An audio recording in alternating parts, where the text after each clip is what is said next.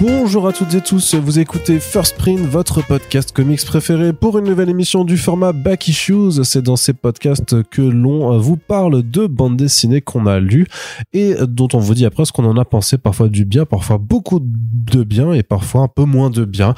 L'essentiel est simplement d'essayer d'en extraire la substantifique moelle et de vous dire simplement ce qu'on en a pensé et pourquoi. Et après de vous inviter à aller retrouver ces livres, que ce soit en bibliothèque, en librairie ou chez votre meilleur pote à qui vous pouvez piquer des BD sans être inquiété. Bien entendu, dans ces podcasts, je ne suis pas tout seul puisque l'ami Corentin est avec moi. Salut Corentin. Hello, ça va? Ça va Oui, ça va très bien, merci. Et toi? Bah oui, moi j'ai pas la crève donc... Eh bien non, tu as bien de la chance, parce que je pense que les gens entendent, ils se disent cet Arnaud a l'air d'avoir le nez bouché. Bah oui, on a échangé nos fonctions habituelles. Ouais. Et voilà, c'est bien malheureux, mais bon, c'est comme ça. Soyez malade en octobre, ça vous fera du bien. Mais surtout, eh bien voilà, c'est un Back Issues où on a le plaisir de retrouver avec nous Pierre-Antoine. Salut Pierre-Antoine. Salut les kids. Salut les kids, dit-il du haut de ses 40 ans. De ses 45 ans bien tassés, mon gars. Bien tassé. Il est vieux, vieux, mais il est des BD aussi. On l'avait déjà reçu plus tôt dans l'année. Et bien, ma foi, on est ravis de le retrouver puisque, comme il continue de lire des BD, il a aussi des choses à dire dessus. Et puis une fois de temps en temps, même si voilà les contraintes d'organisation et de rythme que nous avons ne permettent pas de le faire tout le temps, c'est toujours bien d'avoir quelqu'un d'autre pour discuter de bande dessinée, surtout que peut-être qu'il aura pas le même avis que nous, et ça peut-être que ça peut être bien. Moi je pense que c'est moins bien quand ils ont pas le même avis que nous, mais oui, Corentin, voilà. Pas spécialement de... T'as pas d'avis sur le fait que j'ai peut-être un avis? Non, j'ai pas d'avis. Rarement, tu sais, moi je suis très très neutre en général. Oui, c'est vrai. Oui, on t'appelle le Suisse. Caractérise d'ailleurs. On t'appelle le Suisse en général dans ce milieu-là. Très bien. Alors Corentin. Oui. Et PA, d'accord. Et PA du... Ah oui, c'est vrai, pardon. Bah oui. On va commencer donc ce Back Issues avec, donc on continue dans notre formule habituelle, 3 titres par épisode, comme ça on vous en sort plus régulièrement, même s'ils sont plus courts en tant que tels. On va commencer avec du léger, du très léger, et c'est une sortie qui est estivale, même si là on enregistre en octobre, avec le premier tome de la série G.I. Joe de Joshua Williamson, qui était sorti donc au mois de juillet, si je ne m'abuse, chez Urban Comics avec Tom Reilly au dessin. C'est donc le premier tome de la nouvelle série régulière G.I. Joe qui s'inscrit dans l'Energon Universe ou l'Energon Universe, comment vous le dites comme vous voulez, et qui fait donc suite aux 4 premières mini-séries qu'on avait déjà chroniquées dans les Back Issues quand vous avez fait le spécial Energon, à savoir il y avait Duke, Cobra Commander, Scarlet et Destro. Ouais. Scarlet et Destro, ils sont attentifs ces deux-là, je les aime bien. C'est une classe très bien, vous aurez un bon point à la sortie de ce podcast. Et donc une fois en fait, c'est une fessée, mais ça va. Tu fais ce que tu veux, mais c'est pas le lieu pour en parler. Qu'est-ce que vous avez fait avant que j'arrive là? Rien. Oui. C'est justement ça le problème. C'est justement ça. Absolument rien. Effectivement, il a essayé d'être pas dissipé, justement, si vous voulez. Voilà, essayez d'être sage. Donc, les 4 mini-séries qui permettaient d'introduire les différentes composantes de cet univers à base de super soldats américains d'un côté et méga armée du mal de l'autre. Et avec ce premier tome, on va pouvoir rentrer dans le vif du sujet avec le fait que le Cobra Commander essaie de récupérer de l'Energon, puisque c'est comme ça qu'il a un peu ses plans de conquête du monde, qu'il s'associe pour se faire à Destro, qui possède des industries suffisamment de mercenaires pour arriver à ses fins, et que Duke, lui, traumatisé par sa rencontre avec des Transformers dans sa propre série, mène une nouvelle unité donc de soldats qui s'appelle les G.I. Joe et qui vont essayer de contrer les plans de Cobra Commander, puisque en fait en recherchant surtout l'origine des Transformers, en tout cas pour l'instant ils savent même pas que ça s'appelle comme ça, en fait ils vont tomber donc sur c'est super vilain, c'est de l'action, c'est énergique, c'est très divertissant, mais c'est même du blockbuster, c'est du blockbuster. Mais justement Pierre-Antoine, PA, j'allais te laisser la parole un petit peu là-dessus. Qu'est-ce que tu en as pensé, toi? Il faut que GI, du coup. Oh là là là là, t'as 45 ans. Ok, donc voilà. on va couper l'émission et on va dire. Parler toi ceci étant. J'essaie de me mettre à niveau les gars quand même. Ça c'est un peu ton influence je pense sur les gens. Je n'ai on m'a dit que c'était un podcast humoristique donc. On t'a mal renseigné. Le cabaret de la loutre verte. C'est ça. Allez. Donc ouais, tu l'as dit, tu l'as même sous-entendu, c'est la suite directe de Duke en fait. Donc ça permet, alors je pense qu'on peut le lire de manière autonome sans problème parce que c'est très efficace, ça rentre direct dans l'action. Williamson ne s'est pas embarrassé, hein. C'est le même duo hein, que sur Duke, hein. Donc ouais, Williamson au scénar. Et Cobra Commander aussi, c'était lui qui avait fait les 2 séries. Tout à fait. On n'a pas besoin de lire Scarlet et Destro pour lire ça. C'est vraiment complètement à part pour l'instant. Peut-être que ça viendra par la suite. J'imagine d'ailleurs que ça viendra par la suite. Par contre, c'est mieux, je trouve quand même, d'avoir lu Cobra Commander et Duke pour pouvoir vraiment s'imprégner du truc. Je fais genre un aparté de 2 secondes, mais moi j'ai beaucoup aimé vos Rivals. Et je trouve qu'on retrouve un Kirkman de bon niveau, parce que je sais que pour vous c'est plutôt la série la plus faible de toutes. Donc là voilà, j'ai un avis divergent et vous allez me dire Verge du coup. Donc oui, donc pour revenir sur le mec se fait un one man show tout seul. Pour revenir sur G.I. Joe, ouais, moi c'est vraiment un truc où j'avais un peu peur, parce qu'à partir du moment où tu rentres vraiment dans l'adaptation directe, voilà, des jeux Hasbro, j'avais un peu peur que ça que ce soit pas suffisamment efficace, et au contraire, vraiment là les clés, Williamson il les a complètement. On est sur quelques archétypes un peu caricaturaux forcément, mais je trouve qu'ils donnent de l'épaisseur et de la complexité à ces personnages. Ils sont pas totalement caractérisés. On n'a pas une présentation pendant 3 heures, des trucs un peu longs, machin fait ça, il y a des gros muscles parce que truc. Non, ça on se l'évite, on est direct dans l'action, hein, puisque de mémoire ils doivent sécuriser un fragment robotique dans un laboratoire là, au Colorado. Donc on rentre vraiment directement dans un baptême du feu, et pour autant voilà, action débridée, de l'humour comme on en a dans ce podcast, je le disais, des coups de théâtre en veux-tu en voilà. Et ce qui marque, j'ai envie de dire, c'est le fil rouge un peu de ce tome-là, c'est qu'en fait ça va jamais bien, quoi. Les mecs sont dans la merde en permanence, et tu te dis qu'à un moment donné forcément c'est classique, ça va mal et ça va aller bien. Bah non, c'est ça va mal et ça va mal. Donc ça c'est plutôt intéressant, je trouve, parce que c'est pas forcément quelque chose qu'on retrouve toujours. J'imagine que dans le tome 2 ça va finir par aller bien, mais on sent que les mecs sont pas prêts, et pour autant ils arrivent toujours à creuser encore plus profond, quoi. Corentin, oui. Qu'as-tu pensé toi de ce premier tome? Écoute, je suis assez d'accord avec ce que vient de dire PR, effectivement. Moi, de mon point de vue, je suis pas un énorme fan de la licence G.I. Joe. Je pense que c'est maintenant acquis pour tout le monde. Ce que je trouve intéressant, c'est, pour moi, on est quelque part quand même entre ce que Tom Valls avait réussi sur les Tortues Ninja, c'est-à-dire intéresser des gens qui ne sont pas justement consommateurs de ce produit à la base, et un niveau en dessous, justement, on n'est quand même pas au niveau des Transformers de Daniel Warren Johnson, dans le sens où ça reste quand même, ça passe quand même pour moi, de mon point de vue, que pour un comic sous licence, dans le sens où tu vois quand même qu'il veut brosser un peu les fans dans le sens du poil. T'as des moments un peu statutaires, on va dire, de la rencontre entre Duke et Cobra Commander, qui évidemment est là pour te poser l'idée que c'est un truc qui va durer très longtemps. C'est un peu Batman et le Joker, c'est un petit peu un truc que justement t'as besoin de faire et de mettre de l'intensité à cet endroit-là, parce que justement les fans se disent putain, c'est le héros qui rencontre le grand vilain, c'est incroyable. Et puis t'as le côté cool du duel à l'épée. Ce que j'aime bien justement, c'est qu'il se permet des libertés qu'on se permet pas d'habitude dans un comics de licence. Par exemple, on va tuer des personnages principaux, qui justement sont des personnages figurines, sont des personnages qui font partie du catalogue Hasbro naturel. Et ça justement, c'est ce qu'il faut, parce que c'est une problématique qu'on a souvent eu avec les comics G.I. Joe d'avant. C'est que ceux de l'Arima pouvaient aller très loin en termes de temporalité, de conséquences, etc. Néanmoins, il y avait toujours un peu le même casting. Et c'est vrai quand même que depuis 40 balais, t'as Cobra Commander, t'as Storm Shadow, t'as Duke, t'as Scarlet, t'as machin. Là, il invente un peu des nouveautés. Je crois que le personnage qui fait du MMA, qui ressemble beaucoup à Tony Ferguson d'ailleurs, est une création, il me semble, dans le sens où je l'ai pas vu moi dans le Hasbro, enfin le wiki de G.I. Joe sur le web. Donc ça c'est plutôt chouette aussi, parce qu'il faut aussi que le comics participe au renouvellement général de l'esthétique et de l'univers de ce truc-là. Maintenant, c'est surtout moi le dessin que je vais retenir. C'est effectivement, comme tu dis, c'est blockbuster, c'est très propre, c'est très bien écrit, c'est assez parfait même dans sa mécanique, c'est-à-dire que le rythme est soutenu, ça a réussi à... pas une seconde, quoi. C'est ça. Exactement. C'est un page turner.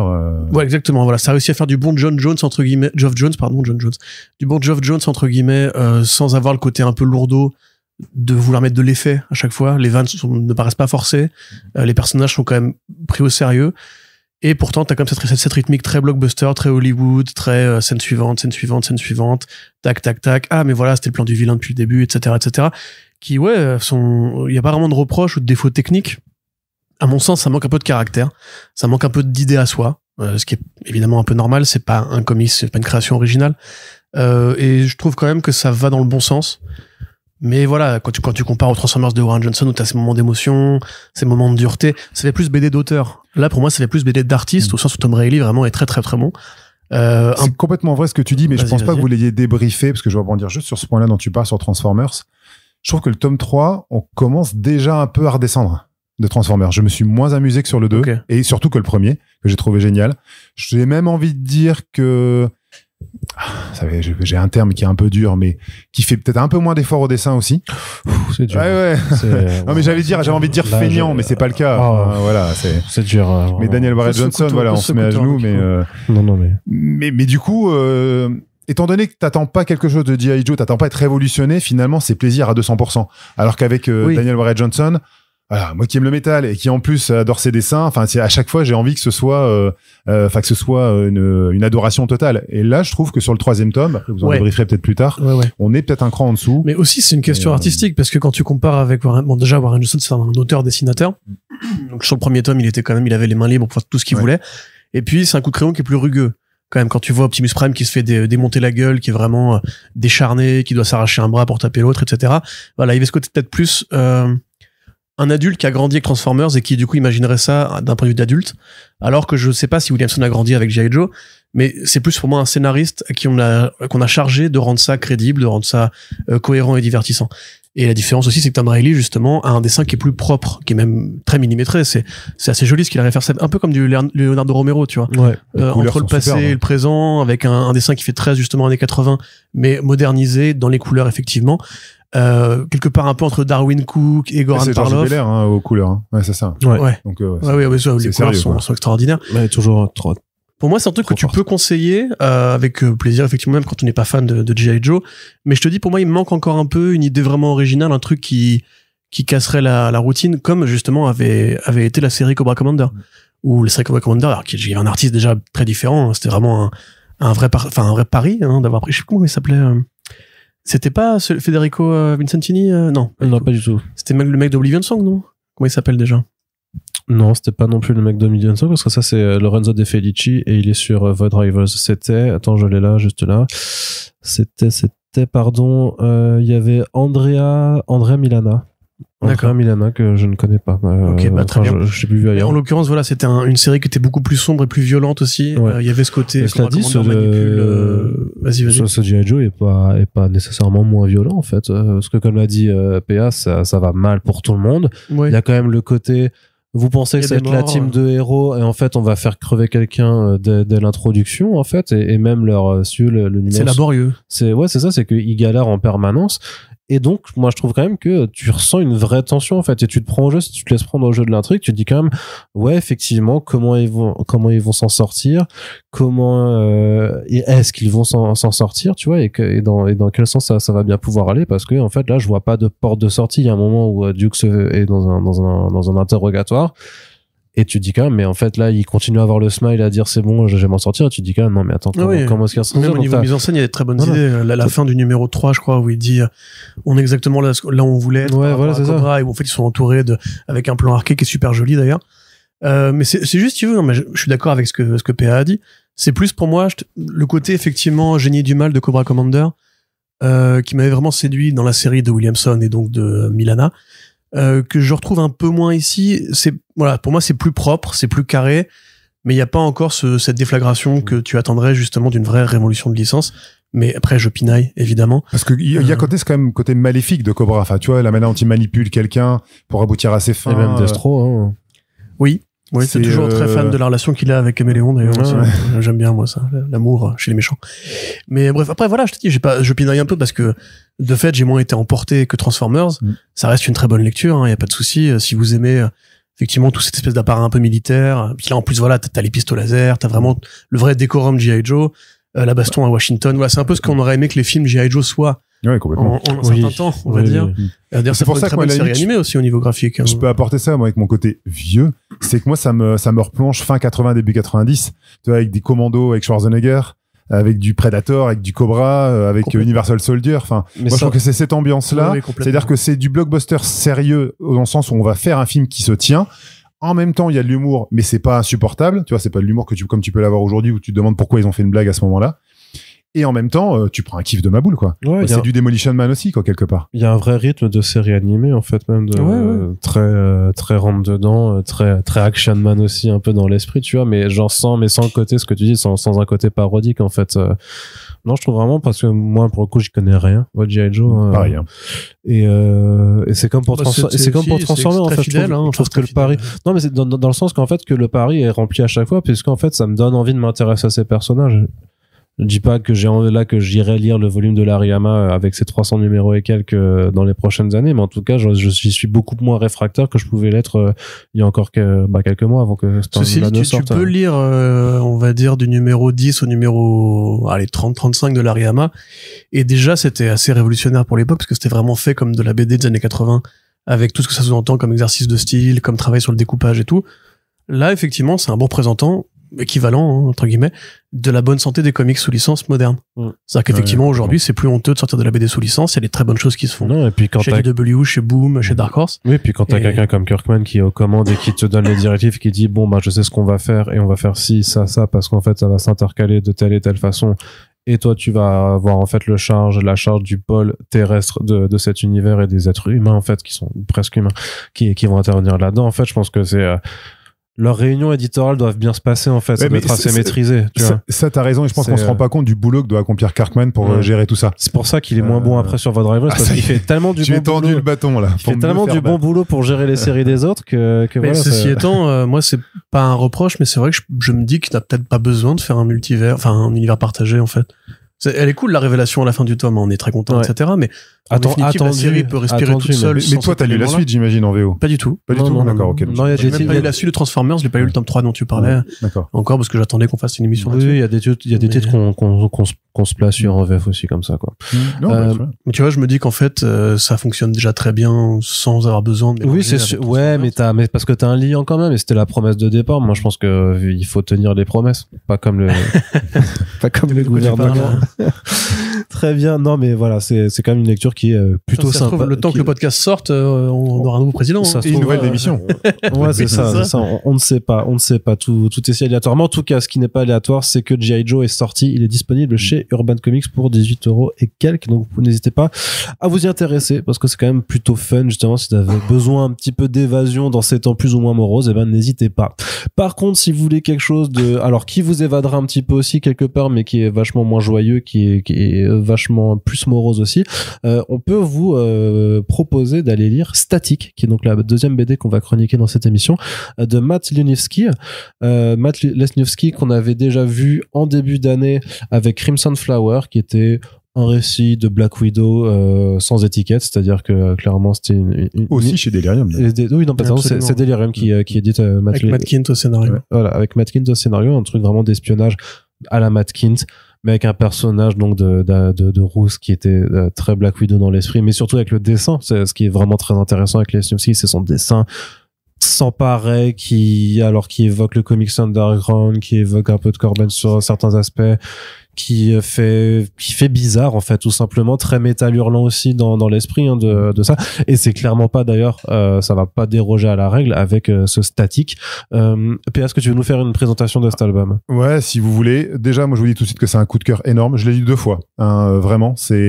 En fait, je l'ai lu, j'ai pris quelques notes pour ce podcast et je l'ai relu après parce que mes notes m'ont donné envie de le relire, et j'ai trouvé ça vraiment c'est une façon de s'auto-sucer, ça, quand même. Non, c'est de l'onanisme en fait. Voilà, je me mets sur la table et je me j'ai relu mes notes, je me suis dit putain, qu'est-ce que je suis bon. Merde. N'hésite pas à poster des screens de tes notes et les mettre sur Facebook en disant vraiment. Non, c'est sur Insta si tu veux suivre. Voilà. Donc ouais, publié Dark Horse en 2021, et aujourd'hui, merci à Delirium de nous sortir ça. Donc en gros, l'histoire, on est dans un futur un peu inquiétant, où on suit une sorte de chasseur d'animaux qui s'appelle Emmett, qui travaille pour Clay, qui lui est un savant aussi complètement dingo, qui utilise certaines parties d'animaux pour faire des expériences étranges, un peu à la Frankenstein, quoi. Et ce Emmett, il est accro aux drogues, à une drogue un peu particulière d'ailleurs qui fait, on vous spoile rien, mais qui le fait réagir de manière particulière, pour laquelle il s'est endetté, il a plus une thune. On le voit étendu, la scène vraiment, la première scène, c'est une longue séquence muette, où on voit Emmett blessé, allongé à terre, des mégots partout, de la bouse, de l'alcool. Voilà, c'est vraiment une ambiance cradingue au possible. Et on apprend, c'est le contexte du personnage, qu'il est séparé de sa femme, de son fils, et qui clairement déteste son taf. Et se déteste lui, puisque il arrive plus à joindre les deux bouts et il est complètement paumé dans son. C'est pas ce qu'on appelle un personnage personnage très positif. Non, pas du tout. Non, c'est pour ça que tu dis que c'est de l'évasion, mais il faut aimer. Alors pareil, c'est léger en termes de lecture, mais c'est noir et c'est pesant en termes d'ambiance. Quoi.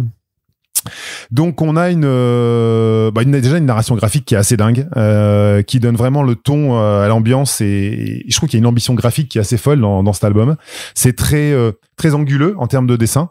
Mais c'est moins courbe que dans Crimson Flower, je trouve, justement, qu'il a un peu adapté son trait, ouais. Donc on est vraiment embarqué dans un tourbillon de drogue, de vie sentimentale compliquée. C'est un univers qui est sombre, qui est aride. C'est une sorte d'un peu de Far West mélangé à du Blade Runner quelque part, je trouve, avec cette ambiance sombre.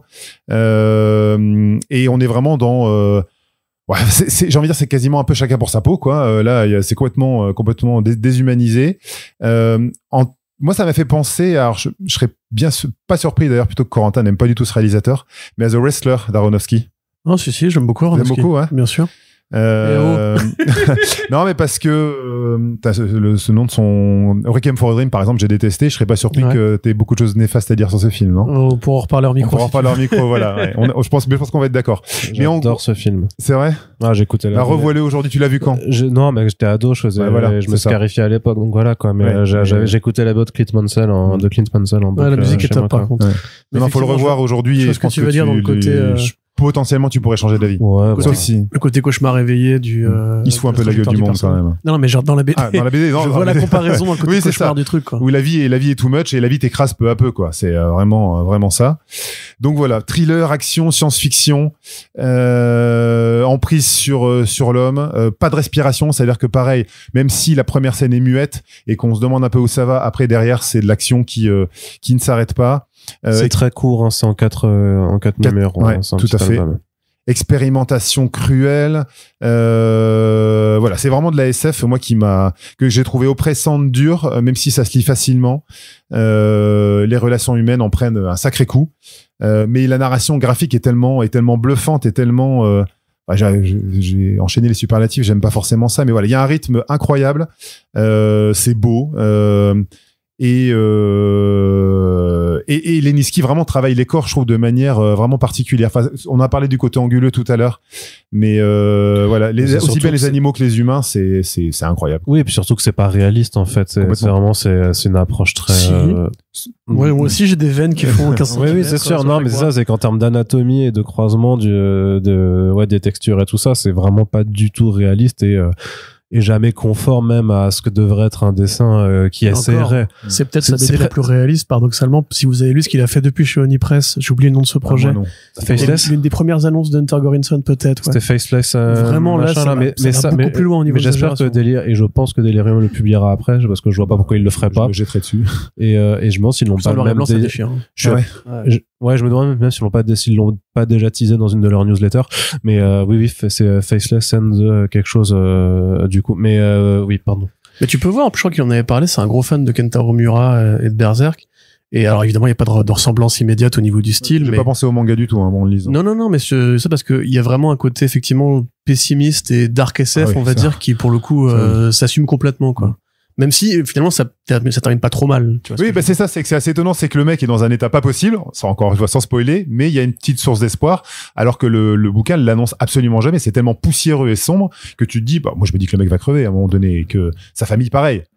Et donc on dira rien, mais il y a une forme de note d'espoir à la fin, ouais, complètement. Mais tu peux aussi le voir un peu comme j'avais lu une interview de lui justement quand Gorinson l'avait récupéré pour la BD chez Oni, donc comme The Faceless du coup avec Arnaudi, c'est ça?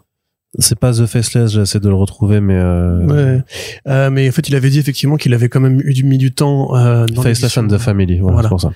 À se faire remarquer et qu'il avait envoyé beaucoup de portfolios, que les éditeurs lui répondaient que c'était juste trop bizarre en fait, ce qui faisait qu'il n'arrivait pas à percer. Tu sens un peu cet esprit de traverser du désert aussi. Et de sentiment, pas de l'imposteur, mais un peu de culpabilité du mec qui se trouve pas sa place dans un milieu. Ce qui est un peu la seule épaisseur que tu peux trouver en dehors du texte lui-même qui est très très riche. Il y a un message qui est quand même un petit peu antispéciste, hein, je trouve, sur le côté les chasseurs, la cruauté des humains sur les animaux, qui est bien fichu. Un côté Frankenstein aussi évidemment, l'île du docteur Moreau qui est un peu voilà. Alors je sais pas quels sont les bonus en VF, mais en VO, J'en causé les couvertures, je me souviens plus, faudrait qu'on regarde, mais en VO, il expliquait que c'était vachement inspiré aussi du labo de Dexter, le dessin animé de Cartoon Network, pour concevoir son scientifique fou. Donc au final, n'a rien à voir graphiquement, mais je trouve ça assez rigolo comme influence. J'ai pas grand chose de plus à ajouter, en vrai, je suis assez d'accord avec ce que tu as dit. Mais non, mais c'est très bien, c'est très bien. Si vous aimez effectivement ce genre de science-fiction, ou de western, hein, en fait, en vérité. C'est un western. Ou thriller et tout. N'hésitez pas, quelque part, c'est marrant parce que tu parlais d'Aronofsky, il a sorti un film là récemment avec Austin Butler et Zoe Kravitz. Très sympathique, si ça vous intéresse. Qui s'appelle Code Stealing. Ok, j'ai pas vu. Code Stealing, ça veut dire, enfin, pris sur le fait, entre guillemets. Il y a, comment il s'appelle aussi? Matt Smith, qui joue un punk à crête énorme dedans. Film plutôt sympa. Ah mais si, j'ai vu passer la bande-annonce complètement. Ouais, ça avait l'air sympa. Ouais. C'est une sorte de Lucky Numbers Levin, en plus désespéré, on va dire. Mais pareil, il y a un peu ce côté personnage qui est ballotté entre des mauvaises décisions dans un monde très très violent et tout. Sauf que c'est plus léger, il y a quand même plus de vannes dedans. Je vous le conseille si vous aimez Zoe Kravitz. Ce qui est en priori un critère de distinction du vrai être humain du faux être humain. Qui ne sera pas dans le prochain Batman, si j'ai bien compris. Enfin bref, je fais un aparté. Voilà. Je sais. Je suis assez déçu. Mais peut-être une série originale. Bref. Donc non, je suis effectivement je suis d'accord avec toi. Moi, je trouve couleurs, je sais pas ce que t'as pensé des couleurs de Carlos Badia, mais je trouve que c'est... c'est pas mal, mais justement, depuis que j'ai découvert son trait en noir et blanc, en fait, j'aimerais bien, moi, le voir plus souvent expérimenter avec ça, et limite une version NB ne m'aurait pas dérangé. Je pense, par contre, c'est une bonne introduction, peut-être plus que Crimson Flower, dans le sens où, Flower, ça restait un petit projet de Matkin, tout sans qu'il mettait quelques idées. C'est moins ambitieux, en fait. Ouais. Crimson Flower. Là, au moins, t'as vraiment un univers qui existe, t'as vraiment plein d'idées, tu pourras avoir des spin-offs. C'est très, même sans vouloir des spin-offs, en fait. C'est juste que t'es plus happé parce que ça sort plus de l'ordinaire aussi, en fait. Et c'est ce que je disais avant. Enfin, c'est vraiment de la SF telle qu'à mon avis le lectorat français la découvrait dans les années 70 quand Metal Hurlant explosait. Oui, même ça donne vraiment cette impression là d'avoir quelque chose qui est très exubérant qui va à fond en fait dans les directions que ça prend. Mais ça fait très aussi Simon Bisley, hein, tu dis Metal Hurlant, mais ça fait aussi très heavy metal en fait la version américaine avec pendant la période de Eastman justement il y avait eu beaucoup de BD comme ça assez radical, assez punk, assez on va juste se tirer dessus et le monde c'est de la merde. Et je crois que d'ailleurs Eastman et Bisley ont collaboré sur ce genre de projet à plusieurs reprises. Mais c'est effectivement un peu cette esthétique là, le futur usé, crado, radical, qui ne laisse effectivement très peu de place à l'espoir et qui trouve toujours des petites idées un peu connes, comme par exemple la drogue. C'est une sorte de scarabée qui te pique et j'ai pas voulu spoiler, mais c'est trop drôle quoi. Ça c'est une super idée effectivement qui pareil n'est pas contextualisée ni expliquée, on ne dit pas ce que c'est. Non mais c'est juste que ça existe. Ça existe. Et ça fait effectivement très première BD. Alors c'est pas le cas parce que c'était The Freak. Mais justement, je voulais en parler à la fin. Tu l'as lu parce que moi j'ai pas encore eu le temps de le faire. The Freak, c'est vraiment bien. Du même tonneau mais c'est plus violent. Enfin, c'est vraiment, c'est du sale, hein, The Freaks, là, pour le coup. Très bien. Au niveau structure, c'est quand même assez moins bien architecturé, je trouve. Parce que là, quand même, on dit c'est 4 numéros, moi je l'ai lu en album directement. La césure entre les numéros est toujours un peu abrupte. Et il y a très peu, en fait, d'ellipses. Il y a une ellipse à la fin, on va dire. Mais c'est vraiment du déroulé. C'est une journée dans la peau de ce mec qui, manifestement, pas très bien. Mais voilà, c'est quand même plus digeste que The Freak qui vraiment qui fait un peu penser à Luther Strode, tu vois, au niveau de l'accélération et tout. Ouais. Donc voilà, là moi je trouve que ça fait effectivement une bonne introduction à un auteur qui a priori va compter, qui ramène effectivement ce coup de crayon un peu anormal, original, qu'on aime bien découvrir. Effectivement, comme vous dites, comme tu disais Arnaud, je crois, j'espère aussi que Faceless and the Family sera ensuite édité chez Delirium si celui-là fonctionne suffisamment. Et en plus, je trouve que, parce que tu parlais d'Arnaud tout à l'heure de l'univers justement qui était solide et qui permet vraiment de rentrer plus dedans. On parlait hors micro de BD pour lesquels à la limite, le dessinateur s'attarde sur les personnages, mais pas forcément sur le fond. Et là, il y a du fond. En fait, il y a de quoi regarder. Et ça me plaît parce que c'est pas juste, tu t'arrêtes pas aux têtes des gens, quoi. Oui, et puis même en termes de découpage, c'est assez minutieux. Il fait pas juste des trois cases, quoi. Il a vraiment une envie de découper l'action aussi et d'en donner, en fait, à son lecteur pour que ce soit vraiment ultra lisible. Donc, il y a vraiment, non, mais après. En plus, c'est marrant parce que justement, moi, j'allais dire, ça aurait pu être plus épais ou plus long. Et au final, c'est peut-être le côté suggéré, c'est-à-dire qu'il va jamais dans le détail vraiment de pourquoi le mec crée ces créatures dégueulasses, quel a été le passé de ce mec, enfin de ce héros avant, etc. Il n'y a pas la caractérisation. Voilà. C'est le côté en fait suggéré, tu rentres dans un univers qui a déjà existé avant, qui en fait rend le truc peut-être plus complet, paradoxalement, dans ses oublis que dans l'envie justement de faire un vrai truc arqué avec un début, un milieu, une fin. Et comme tu dis, peut-être parce que pas besoin d'avoir pas de rédemption sur plein d'éléments en fait. Oui, et puis t'as pas besoin d'avoir une surexposition non plus de tout un tas d'éléments oui, pour juste comprendre en fait quelles sont les relations de ton personnage au reste de son environnement et au reste des personnes qui l'entourent et pourquoi il doit aller de ce point A à un point B, pourquoi il atteindra pas ce point B et pourquoi la solution trouvée en fait rare, se suffit à elle-même aussi, parce que effectivement après 90 pages de pure violence t'as abouti sur quelque chose alors qui sera pas une fin heureuse en tant que telle, même loin de là, mais qui est quand même une forme de paix retrouvée après le déluge d'horreur que le personnage vit de c'est un univers sans flic en plus, je dis pas de conneries. Sans flic, il y a pas de keuf, jamais, il y a jamais de force de l'ordre. C'est vrai. Oui. Finalement, est-ce que c'est pas ça le bonheur? Pas pour lui, du coup. C'est une hot take à laquelle je m'attendais pas dans ce podcast. Elle est venue comme ça. Hein, je trouve le dealer ultra raisonnable, par contre. Quand il va chez la nana et qu'il lui dit, non, mais attends, nous, on veut juste récupérer notre pognon, on va pas te taper, ni rien, etc. Mais je dis, ok, ça aurait pu beaucoup plus mal se passer que ça, et en fait, le mec a l'air plutôt sympathique.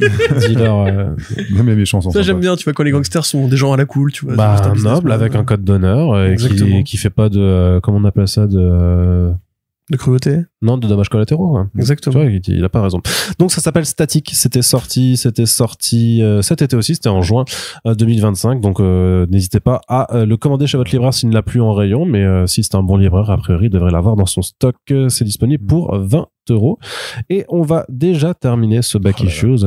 Qu'est-ce que ça va vite avec. Il y en a un autre après. Avec oui, mais il faut pas le dire. Je sais pas le dire. On sait pas. Je sais pas. Sinon en général, je les mets en ligne dans l'ordre dans lequel ils sont enregistrés. Mais donc on termine ce Back Issues avec Torso. Là, on est encore dans un registre très différent, puisque c'est donc un album. C'était une mini-série de Brian Michael Bendis et Marc Andreyko, sur laquelle Bendis est non pas que co-scénariste, mais surtout dessinateur. Parce qu'à l'époque, il dessinait, c'est presque du vintage, hein, c'est presque du vintage, puisque c'était sorti en 98. Heureusement qu'il a arrêté quand même. Il est plus fort j'anticipe un peu, mais... en tant que scénariste. Ah ouais, d'accord. Bah attendez. Donc, faut savoir que je crois que ça avait déjà été édité une première fois en France. Ça, non, personne n'est là pour me contredire. Semic. Chez Semic, voilà. Il a 23 ans. Voilà. Parce que c'est 98, donc. Tu m'as demandé d'être sérieux, j'ai fait des recherches. Oui, non, c'est ça, c'est 98 en VO et 2001, je crois, justement, en France pour la première version française. Je pense que c'était déjà Thierry Mornay à l'époque qui l'éditait peut-être chez Semic. Mais il a été réédité justement pour ses 25 ans aux États-Unis. Je pense que c'est pour ça qu'ils ont dû après le récupérer. Oui, et parce que clairement, il y a un travail. C'est un bel album d'ailleurs. Comme dit, c'est presque du patrimoine en fait, hein, maintenant que ça va faire presque 30 piges, quoi. Mais c'est surtout que voilà, qu'il y a une volonté de remettre en avant certains des travaux, et notamment tous les polars en noir et blanc de Bendis qui reviennent chez Delcourt, puisque Jinx reviendra aussi l'année prochaine. J'imagine à le terme que Goldfish, qui avait déjà aussi droit à une édition française, reviendra aussi, même si peut-être même que c'est déjà le cas ou que ça a déjà été annoncé, je me rappelle plus. Mais en tout cas, voilà, c'est parce que chez Delcourt, en contrebande, on publie aussi Stray Bullets de David Lafemme. Voilà, on publie les Criminals de Ed Brubaker et Philippe. D'ailleurs, tout ce que font Brubaker. Donc, il y a un ADN polar très ancré maintenant dans une partie de la collection comics de chez Delcourt, donc c'est assez logique maintenant de s'intéresser à remettre en avant en fait certaines de ses meilleures BD aussi, tout simplement à Bendis, puisque Torso en l'occurrence c'est une très bonne BD, c'est une BD du type True Crime. Si vous avez aimé l'histoire du Dahlia Noir de Run et Florent Modo, la Belle 119, ce sera à peu près dans un registre assez similaire, puisque c'est une version alors qui s'intéresse moins au fait quand même, parce que ce qu'avaient fait Run et Florence, c'était quand même quelque chose qui voulait coller au plus près du réel. Là, c'est une version plus romancée de l'histoire en fait du tueur au torse, le Torso Killer, qui est quelqu'un qui dans les années 30 et 40 en fait a tué plein de gens à Cleveland, d'où est originaire Al Capone. Bendis. Oui. Attends, ça se situe à Cleveland ou ça se situe à Chicago, on est d'accord. Non, c'est à Cleveland. Ça se situe à Cleveland. Le personnage qui est... Oui, parce que Elliot Ness vient de Chicago pour la Cleveland. C'est ça. Elliot Ness vient de Chicago. Et donc, en fait, à Cleveland, où en fait, des corps ont été retrouvés démembrés et sans tête, ce qui rendait l'identification très difficile, pour pas dire impossible. Et donc, justement dans cette ville en fait qui était complètement gangrénée par la corruption des forces de police, en fait Elliot Ness, qui était une vedette de la justice américaine, qui avait notamment réussi à faire coffrer Al Capone, débarque depuis Chicago pour faire le ménage, et ce faisant, il se retrouve en fait mêlé à cette affaire qui va l'obséder jusqu'à lui faire perdre parfois les pédales un peu en prenant des mesures assez drastiques et qui ne lui valent pas forcément la popularité. Donc voilà, en gros, Torso, c'est cette histoire-là. Oui. De façon romancée et narrée vraiment comme un polar, comme un vrai putain de polar. Et Corentin, tu veux peut-être commencer. On va te laisser commencer là-dessus. Je trouve ça assez intéressant en fait que ce projet sorte en 98, puisque quand on le lit et qu'on est fan du travail de David Fincher, évidemment, on peut que penser à son film Zodiac. Ouais. Sauf que Zodiac est sorti après. Ouais. C'est ça qui est assez fou en fait de se dire c'est tellement ressemblant que tu te demandes si Fincher a pas lu Torso ou simplement si c'est pas une convention des grands mecs qui savent faire du policier quand ils vont attaquer une. Mais après Zodiac c'est aussi un vrai cold case. Bien sûr. C'est pour ça c'est ça. Non, mais ce que je veux dire c'est que il y a un rapport entre l'histoire des États-Unis et la médiatisation de la police. C'est-à-dire que dans Zodiac, si vous l'avez vu, le policier qui court après le tueur du Zodiac, donc interprété par Mark Ruffalo. C'est un vrai policier j'ai oublié son nom, mais de l'histoire des États-Unis, qui avait inspiré justement plusieurs films, notamment le film Bullitt avec Steve McQueen, et puis aussi les films d'Inspecteur Harry. Ouais. C'est les deux films qui ont été inspirés directement par l'affaire du Zodiac et par ce policier très célèbre qui justement donnait régulièrement des conférences pour expliquer où ils en étaient, qui avait un plan très compliqué pour essayer de le capturer. Et là, de la même façon, Elliot Ness, justement, en fait, c'est une figure de la culture populaire américaine. C'est pas juste les incorruptibles. Voilà, c'est pas juste un grand policier, c'est un grand policier qui, alors effectivement, il y a des petites incohérences historiques, ceci étant, mais c'est pas gravissime. C'est le jeu, hein, quand tu t'empares d'une figure comme ça, un peu totale, qui à la fois a été utile concrètement pour l'évolution de la police aux États-Unis et qui a été repris régulièrement dans la fiction ensuite. Le fait est que Elliot Ness, effectivement, est connu parce que à la fin de sa vie, il a écrit son autobiographie, ses mémoires, avec les incorruptibles, les untouchables, qui ont été ensuite, sont devenus un énorme succès d'édition. Et ont été ensuite adaptés à plusieurs reprises, notamment avec le film de Brian De Palma et dans lequel Robert De Niro joue Al Capone. Et Kevin Costner joue absolument. Et comment ça s'appelle déjà, Sean Connery qui joue, j'ai oublié son personnage, c'est pas gravissime. Mais donc voilà, c'est un peu c'est exactement la même chose en fait que le personnage du policier dans le film Zodiac. Et il y a même des vraies comparaisons au niveau de l'écriture, la scène d'interrogatoire notamment, du potentiel tueur en série qui est quasiment la même que dans Zodiac. C'est assez fascinant, je trouve, le parallélisme entre les deux. Ceci étant, donc voilà. Après, dans les deux cas, c'est une histoire d'un tueur en série qui n'a jamais été résolu. Donc, mais comme s'il y avait une sorte de modèle un peu alpha de comment tu réussis à bien romancer, comme tu dis, un fait réel qui n'est pas contestable, en essayant d'habiller autant que possible pour que ça donne comme un récit avec une progression des thématiques et un sentiment justement d'irrésolu réel qui ne peut pas justement être truqué en fiction. Et c'est là qu'effectivement je trouve ça quand même moi supérieur à ce qu'a fait Ron sur le sujet, parce que c'était peut-être trop documentaire. Mais c'est pas la même approche, oui. Bien sûr, c'est pas la même approche. Et pas assez justement fictionnel, dans le sens où là quand même tu peux ne pas t'intéresser à l'histoire réelle du tueur au torse. Tu peux même ne pas savoir qui est Elliot Ness, c'est pas gravissime, la BD se suffit à elle-même. Même si, je me permets de te couper à ce moment-là, Bendis avait travaillé et avait suivi l'affaire en son temps au journal à Cleveland, au Cleveland Plain Dealer. Il a eu accès aux archives. Et il a dû avoir accès aux archives et il a fait un travail de fond. Donc, effectivement, on retrouve en plus des textes à un moment donné. Donc, c'est quand même assez documenté. Quand tu dis qu'il y a un écart, je sais pas à quel niveau tu parles, mais un écart par rapport à la réalité, à quel moment ça a été romancé, ça va au-delà? La réalité, c'est que Elliot Ness ne s'est pas occupé, en fait, lui-même de l'enquête. Oui. Ah, d'accord. Okay. Tout ce propos-là, en fait, sur le côté Elliot Ness, s'est vraiment investi personnellement dans le truc. De fait, il supervisait la police, c'est vrai, mais il avait pas les mains dedans. Les détectives qu'on voit dans l'affaire sont a priori les vrais détectives qui ont enquêté. Alors, est-ce que... Mirlo et Simon. Est-ce que ce qu'il dit par rapport à leur vie personnelle était factuel ou pas? Ça, je ne sais pas. Et même sur la sienne, parce que ça a un impact sur sa vie personnelle, Elliot Ness, qu'à un moment donné, bien sûr. Je sais pas si je le dévoile ou pas, mais... La correspondance avec le tueur, elle est arrivée plus tard. Le tueur potentiel, bien sûr. Le suspect qui a été choisi, c'est pas le vrai. Oui, parce que même si Arnaud a raison, le tueur a jamais été retrouvé, dans le bouquin, il y avait zéro doute en fait. Enfin, en tout cas, toi, tu vois tout ce qui te permet de dire que le dernier qu'ils arrêtent, c'est lui en fait. Voilà. Et donc ça, du coup, c'est pas un spoiler vraiment, mais dans la vraie vie, en fait, il y avait effectivement deux suspects qui avaient été interrogés, et c'était deux personnes qui étaient beaucoup plus âgées que la personne qu'on voit dans cette BD-là. En revanche, je crois qu'il s'appelait Winslow. C'était justement un vétéran de la Première Guerre mondiale. qui avait été chirurgien militaire, je crois, et qui effectivement, voilà, a été interrogé. Il a passé un test sous polygraphe auquel Elliot Ness a assisté. Et ensuite, il avait effectivement des liens avec la politique et le sénateur de l'État, le sénateur ou le gouverneur de l'État dans lequel ça se passe, de l'Illinois. Et donc c'est aussi pour ça qu'a priori il n'a pas été inquiété. Donc la conclusion est quand même relativement fidèle. Attention, hein.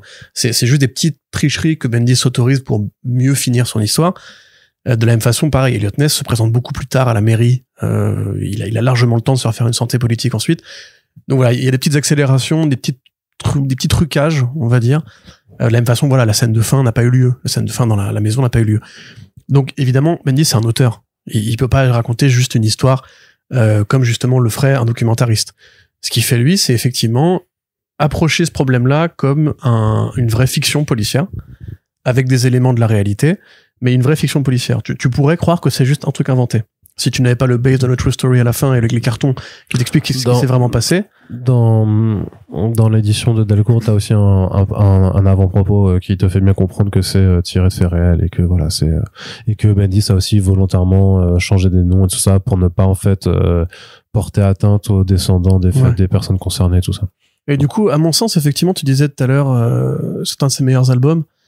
Franchement, je suis assez d'accord avec ça. C'est-à-dire que le Bendis qu'on a eu ensuite avec Marvel, qui du coup a dû se fondre dans un moule de super-héros, puisque au départ Bendis c'était un scénariste indépendant, c'était même un artiste indépendant, et l'une des voix en fait de l'indépendance, c'est une BD Image Comics en 98. Faut savoir qu'à l'époque Image Comics c'est pas du tout les Image d'aujourd'hui de Rick Stephenson et compagnie. Non, parce que ça fait 6 ans que ça existe. Voilà, quand Image a été fondé par McFarlane, etc., le but c'était de proposer aux artistes. Ils sont déjà en plein boom à ce moment-là, hein, de mémoire. Ils sont en plein boom, mais il y a pas encore la même profusion de BD. Je crois qu'à l'époque, c'est encore le mec qui travaillait avec Rob Liefeld, qui était le publisher. Et lui, il commence à accueillir des voix discordantes. On parlera peut-être un jour de The Max. Tu vois, je ne spoil rien, t'as vu ça? Mais l'idée au départ, c'était effectivement, nos 6 dessinateurs qui ont fondé la maison vont faire leur série à eux et éventuellement ramener leurs copains, comme Sam Keith. Mais derrière, Bendis, lui, justement, il est dans une démarche de dire, regardez, c'est incroyable ce qui se passe. Image Comics est arrivé, on peut commencer à sortir du cadre du super-héros. Et quand vous lisez sa BD, justement, sur ses débuts à Hollywood, j'ai oublié le nom, il avait fait une vraie BD biographique, où il raconte sa vraie vie, sa vraie éducation, la relation avec sa femme, et comment il a rencontré beaucoup de studios pour leur vendre des pitchs. T'as une case dedans où il explique que, justement, les super-héros ne sont pas le seul moteur de l'industrie de la BD aux États-Unis. Et donc, cette BD-là, justement, elle est parfaitement dans son époque, d'avoir un Bendis qui ne cherche pas à transiger ou à faire du blockbuster ou à faire du divertissement, entre guillemets un peu facile, ce qui lui a beaucoup été reproché, son travail sur la décompression, son travail sur le dialogue qui claque, etc. Là, dans ce, comment dirais-je, ce moule, ouais, voilà, de trucs très noirs, il peut enfin rendre hommage à ce qui lui plaît depuis le début, c'est-à-dire justement la fiction policière, la fiction qui tâche, la fiction qui est sale, la fiction où justement il n'y a pas d'espoir forcément au bout du tunnel. Et ça c'est important parce que on suit vraiment ces 2 flics et ce que je trouve le plus impressionnant dans la BD, c'est qu'on est absorbé par l'enquête et qu'on ressent à quel point les mecs sont embourbés et n'ont pas de solution. Exactement. Et ça, c'est fort parce que le découpage et la narration t'emportent complètement. Excuse-moi d'avoir coupé, mais c'est vraiment sur ce point-là que je voulais insister parce que c'est ce qui m'a le plus plu dans la BD. Carrément, et c'est vraiment du noir au sens littéraire et cinématographique du terme. Même s'il y a des blagues, il y a des blagues, il y a des dialogues qui sont cool, qui sont aguicheurs, il y a des dialogues où tu te dis putain ça répond bien, c'est bien architecturé, t'as même quand même un peu de décompression facile parce qu'il est obligé de les rendre humains, c'est un peu la mécanique du truc, mais c'est jamais forcé justement, c'est pas du tout ce Bendis à qui on a reproché son écriture des gardiens, son côté un peu bavard, son côté un peu trop verbeux, je m'écoute parler. Parce que là, en plus, c'est assez rigolo de voir un Bendis qui dessine. Parce que pour moi, c'est pas un très bon dessinateur. Mais il y a quand même des idées graphiques. C'est pour ça qu'il utilise des photos, en fait. Il utilise des photos, il fait du mélange, il fait du champ contre champ, ce qui lui permet justement de tricher un peu pour pouvoir être... alors là, j'ai rarement vu des BD avec autant de réutilisation de cases. Hein. De ce point de vue-là, c'est Invincible tome 1, quoi. C'est vraiment... ça, exactement. Tu vas avoir d'une case que tu vas retrouver environ 60 fois dans l'album. Après, c'est pas gravissime. On sait qu'on lit pas forcément ça juste pour le graphisme. Mais c'est marrant ce que tu dis par rapport au décor réel. Effectivement, il y a des photographies, donc de Cleveland, et même des archives qu'il a trouvées. C'est ça, parce qu'il y a des photos qui viennent des archives du journal. Et ça, c'est un exercice assez séduisant pour faire du true crime, justement. C'est-à-dire que tu vas participer directement, entre guillemets, des éléments que tu as pris au réel pour surimprimer des dessins dessus. C'est littéralement, justement, comment tu romances la réalité, même graphiquement, entre guillemets. T'es immergé dans l'enquête, vraiment. Ouais. Et puis c'est très généreux en détail. Il y a vraiment je sais pas comment on dit, mais des analyses post-mortem qui sont faites des corps, qui sont faites des autopsies, en fait, c'est les rapports d'autopsie. Mais absolument, des autopsies qui sont repris tels quels. Maintenant, voilà, je disais, c'est pas un très bon dessinateur. Il y a quand même beaucoup d'idées graphiques en termes de découpage. Limite, ça fait on dirait du Lonergan par moment. C'est constellé de petites cases qui se marchent les unes sur les autres. Je pense aussi à certains moments, effectivement, que Lonergan n'avait rien inventé au final. Après, je trouve que tu vois quand même que Bendis lui a tout appris. Je trouve que tu vois que c'est une BD qui a été faite au début de l'ère informatique, dans le sens où il y a beaucoup de trucs qui, en fait, tu vois très bien que c'est des tricheries d'ordinateur, hein, entre guillemets. Notamment, le fait qu'ils se dissolvent en espèce de molécules au début et à la fin de chaque chapitre. Ouais, les petits points, les dots. Ouais, ça, c'est assez rigolo parce que tu te dis justement que c'est juste un effet de style. Ils deviennent. Non mais moi je trouve ça si dégueulasse. En fait, c'est qu'ils deviennent de l'encre ou alors ils les invoquent entre guillemets. Et ils apparaissent parce que justement c'est une BD. Donc la BD c'est quoi? La BD c'est les points d'impression. Donc du coup les points d'impression grossissent et comme si on zoomait, on dézoomait comme avec un microscope. L'idée est super, l'exécution est ratée. Parce que vraiment ça ne fait que les rendre encore plus onctueux qu'ils ne seraient déjà onctueux. C'est-à-dire que vraiment il y a aucune tangibilité dans cet album. C'est vraiment juste des formes noires. Et même quand justement ils sont côte à côte, tu vois qu'ils trichent parce que ils dessinent plusieurs personnages qui portent le même ensemble noir pour faire un seul gros corps avec des têtes très peu expressives, qui parce que pas que quelques petits points de détail. Voilà, Bendis c'est pas un artiste né, c'est pour ça qu'il a, je pense, arrêté de dessiner au bout d'un moment. Et pour autant, il y a un jeu d'ombre et de lumière qui est quand même qualitatif. Au niveau de mise en scène, par contre, il y a vraiment de très bonnes choses. En termes d'utilisation d'espace négatif et tout, il y a quand même plein de choses qui méritent le détour. Le seul truc que je reprocherais, c'est parfois un manque de lisibilité parce que justement, les personnages, voilà, les personnages sur les visages et tout, t'as un peu plus de mal à distinguer tout ça. Parfois aussi sur des mises en scène, sur les apparitions de corps et tout, parfois tu dis, qu'est-ce qui vient d'apparaître, comment, pour être sûr, mais voilà, c'est des petits défauts, si tu veux, un petit peu de compréhension qui interviennent à quelques endroits de la BD, mais qui empêchent pas, qui te sortent pas non plus complètement du récit. Voilà. Il y a la chorégraphie des phylactères aussi, qui est toujours un truc qui est... Je sais que moi, ça m'avait fait peur au début quand j'ai commencé Bendis avec Powers. C'était justement le fait que tu ouvres une page, t'as un dessin minimaliste, à l'époque c'était celui de Avon Homing, qui débutait encore, donc qui a pas le niveau qu'il a aujourd'hui, et vraiment tu vois, tu fais un rapide aperçu de la page, tu vois 50 bulles de dialogue, qui vraiment fonctionnent comme une sorte de labyrinthe. Moi franchement je trouve que ça peut paraître rébarbatif quand tu le regardes tel quel. Une fois que tu rentres dans le dialogue, tu vois que c'est vraiment super utile, et qu'en fait c'est le dialogue qui fait le découpage, qui fait aussi tout l'intérêt de la scène, et qu'en fait il pense même ses dessins par rapport au dialogue, au point de se laisser des espaces vides, vraiment vides. Par exemple, tu vois, il y a une espèce de découpage un peu en L, j'ai envie de dire, tu sais, où t'as une double page, t'as un côté comme ça avec une série de cases verticales qui vont faire comme ça, et après ça prolonge avec une case horizontale, un découpage horizontal, et au milieu, à droite, t'as rien parce que c'est juste la place que lui il laisse à ses phylactères. Et c'est quelque part assez fascinant justement de voir comment un mec qui est fondamentalement limité au niveau du dessin arrive à truander pour rendre ça quand même assez saisissant graphiquement, au point que justement tu comprends. C'est d'ailleurs la preview de Greg Rucka qui dit ça, parce que donc on va en VO, donc il y a une preview de Greg Rucka qui explique un petit peu une anecdote rigolote sur Brian Bendis. Il dit qu'en fait c'est vraiment un assez beau mélange de forme et de fond. C'est que justement en fait il va à l'efficacité. Lui, ce qu'il aime c'est films noirs, donc il fait de la mise en scène de films noirs, de vrais films en noir et blanc. Et après tout le reste du temps c'est juste fonctionnel pour faire avancer ce qu'il a besoin de faire à chaque scène, avec son dialogue qui est en fait son argument principal. C'est le dialogue Bendis qui fait toute la BD, quoi. Et c'est ce qui permet justement aussi comme ça se passe en 35, en fait t'as pas de facilité scénaristique. Ah tiens super, j'ai un ordinateur qui va me permettre de trouver le truc en 2 secondes, c'est réglé. Ben non, c'est que là en fait je le disais tout à l'heure, tu t'embourbes et t'es obligé justement d'accéder à des astuces, à faire parler tes personnages, à faire en sorte qu'ils soient justement suffisamment caractérisés. Et c'est là où tu disais tout à l'heure, il rajoute un peu de contexte familial pour pouvoir enrober et romancer. Et c'est ce qui fait que le truc est hyper consistant et on sort jamais du truc, quoi. C'est hyper cohérent à tout moment. Ouais, carrément. T'as même l'impression qu'il y a un des personnages qui a sa gueule à lui, en fait, l'un des deux flics, celui qui est un peu rondouillard. Où tu te demandes s'il a pas pris des photographies pour se dessiner lui-même ensuite.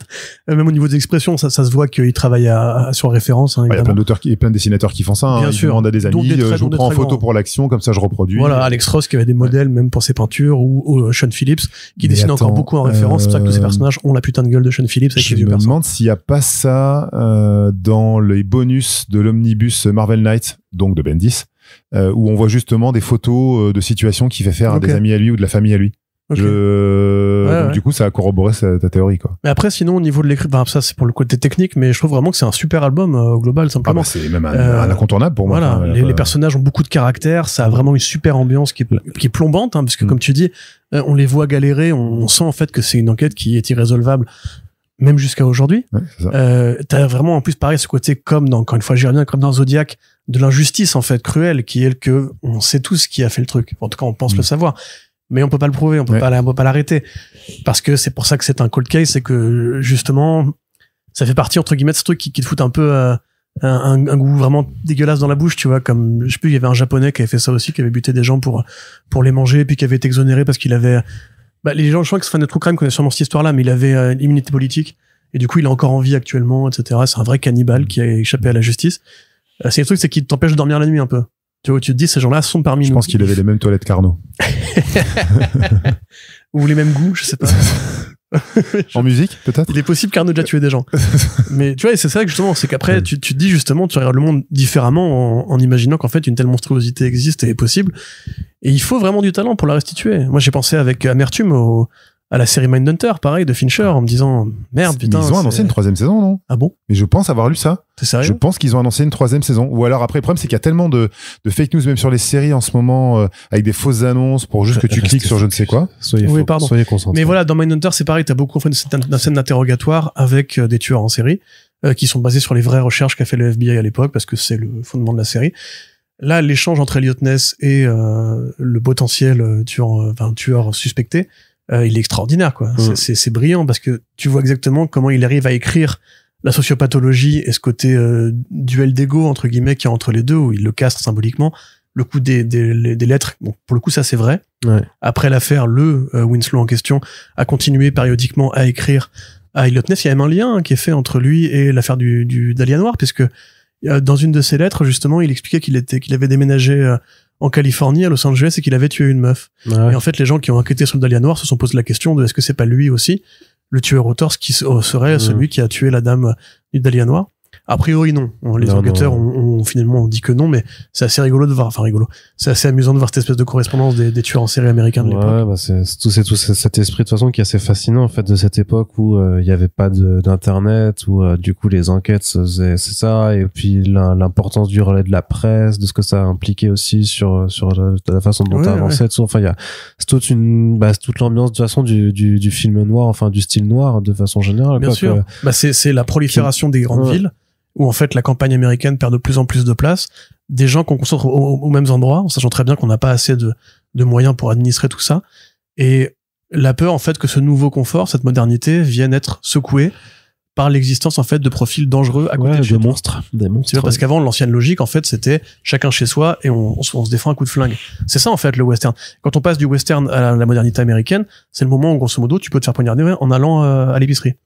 Et du coup, on crée d'autres figures de cow-boys qui sont en fait des petits privés et les flics, qui justement sont frappés par l'espèce de fatalité que eux ne sont que des humains qui ne peuvent pas en fait résoudre la société. C'est tout l'argument du film noir. Tu vois, le flic ou le détective privé, il est pessimiste, c'est Humphrey Bogart, il clope, il a un passé tourmenté, il est pas heureux, souvent il pleut, tu vois, c'est très noir, ça passe beaucoup la nuit. C'est d'ailleurs drôle parce que récemment je regarde aussi beaucoup de films et on a refait un cycle Eastwood en fait avec des potes, aussi bien en tant qu'acteur que réalisateur.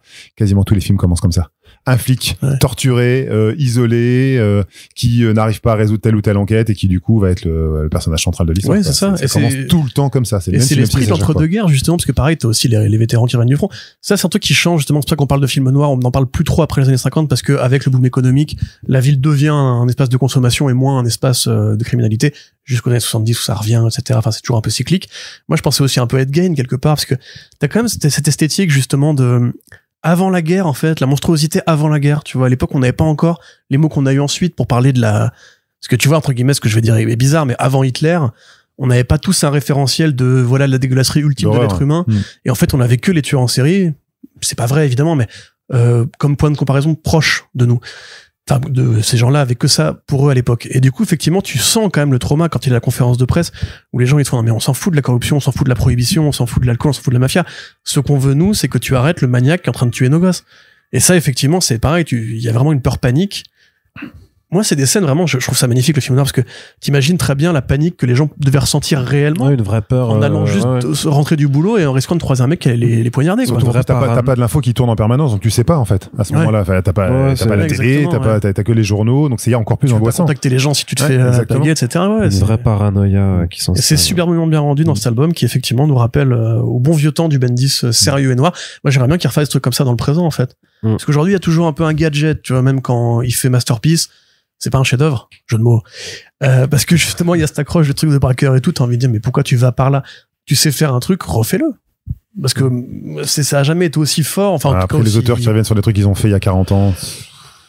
Est-ce qu'en général, ça ne tombe pas au vinaigre à chaque fois, quoi? Bah, je sais pas, écoute, peut-être. Je sais pas. Mais après, tu vois, Brubaker et Phillips, ils sont jamais arrêtés. Ils ont jamais arrêté, c'est pour ça. Ils ont jamais arrêté. En ce moment, ils essaient un peu de s'en éloigner. Je trouve ça moins bien, tu vois, quelque part. Mais tu vois, bref, quelque part, il y a Cover aussi, Cover qui est un peu plus dans toujours cet esprit beaucoup plus pesant et vaporeux. Ouais, toujours malheureusement inédit. Eh bien, acheter Torso pour persuader une maison d'édition d'acheter Cover. Delcourt. Il pourrait très bien le faire, ça s'inscrirait totalement entre c'est quoi, c'est Bad Weekend ou c'est un auteur de comics Oui. Bah voilà, bah tu mettrais Cover à côté de Bad Weekend et voilà. Bah oui.